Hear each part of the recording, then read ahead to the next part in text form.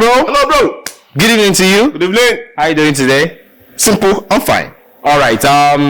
Very soon, Nigeria will be taking on Cameroon in the knockout stages, and there's a whole lot of tension everywhere, both in the Super Eagles camp, in the camp of the Cameroonians, I believe so. Now, there was an interview that was granted to a legend of Nigeria. I'm talking about Segun Mathematica or Debami, and this was when he was having dinner. So he was interviewed and he was asked about his views and his predictions going into this one, like about the Super Eagles and the Cameroonians. And he said something very interesting to me. He said that this is going to be the easiest win for Nigeria against Cameroon. Now, he said, okay, of course, I can understand the Equatorial Guinea game, Nigeria struggle, but that was because the pitch was bad. But going into this one, the stadium they will play tomorrow, in few hours' time, is going to be an amazing stadium. The field is good, the field condition is amazing. So, I mean, that's where the Super Eagles are going to get these Cameroonians. So, he might be a legend to me, but I don't think he's a legend in predictions. No disrespect. So, what are your thoughts on that? Please. The Super Eagles, I'm talking to you right now, okay? Don't you ever in your life underestimate the Cameroonians, the indomitable Lions. Please. Don't you? Even in their worst cases. In fact, they say is even when a lion is sick and dying, don't even go near a lion. So please, the Cameroonians might be looking ill, they might be looking down, they might be looking unmotivated, but then we're talking about the indomitable Lions of the Cameroon. So please, easy match or no easy match, pitch or no easy pitch. Yes, I understand. The Felix Ebony Stadium is one of the best stadiums out there. Okay? Out of the 1 billion I'm shouting that Ivory Coast has spent in this tournament, a chunk of it was used to renovate this stadium. Wow. Okay? Wow. And it's a beautiful stadium, no two ways about that. Good turf and all that. But then you ask, why is it really about the turf? Maybe because of the passes. We try to hold the ball, we try to lay the passes and all that. But let's not also forget that in this tournament has shown us that if you like, throw the whole passes. If you like, be the number one club, the number one country to be throwing passes, like Algeria. I need to mention the countryside. Algeria is number one on the log when it comes to throwing passes. But where are they right now? They are at home. Back at home. They are gone. He's gone. He's gone. Okay? Cameroon, yes, I understand. Segun, the prof, or the legend, or chief, yeah, I know he prefers to be called chief. I understand. He's a football analyst, in and out, okay? If you also notice, the Cameroonian side, almost, if not all, I will go and check back. All the 5 goals that they've scored, although the 5 goals, one of them was an OG, but other of them was through crosses. One was a grounder cross, as in a down cross, but the rest were headers.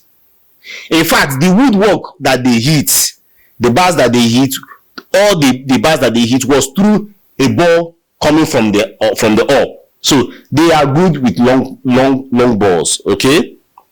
Set pieces. Nigeria cannot match that with Cameroon right now because most of their goals came through set pieces. Okay. You say that they are crossing directly or they lay the pass down and then cross. That has been their game.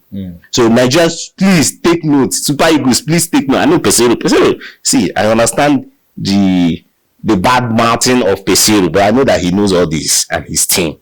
That the Cameroonians have been crossing balls and they've been scoring with their heads. Nkambi, Nkudu, Castelletto, all of them has been on the head. Okay? Then you now take in consideration for this particular team. If we want to really beat the Cameroonians, we should do as other teams. What have they done? They've concentrated to use the left-hand side of the Cameroonian team. That is the 3. Okay, I don't know who is playing that right now. I couldn't check my records, but then Nigeria, the Nigerian team and the Cameroonian team know. There's no how they don't know that most of the goals that they collected, as in indomitable lies, most of the goals that they collected was from that side. Both Onana and Orlando, all of them collected, all the whole goals started from the left. In as much as yes, there was a particular one that was crossed, it was still the, will I say, lackadaisical nature of that wing that made that ball to come to the center and the goal ender. But most of their goals they conceded from the left hand side. Are you getting me? So these are areas that Nigeria and Super Eagles should make good use of this kind of data. Okay. I'm not a prophet like I said the other time. Okay, but then I think that if Nigeria should do this, don't allow them to be crossing out balls. So that means that our midfield needs to work. Not only our midfield, Chikwueze, if he's coming back to the starting 11, okay, and Lookman, they need to stop these guys from throwing balls. They need to stop them. Ekong, we understand that he's good on the air, but guy, Ekambi is a monster.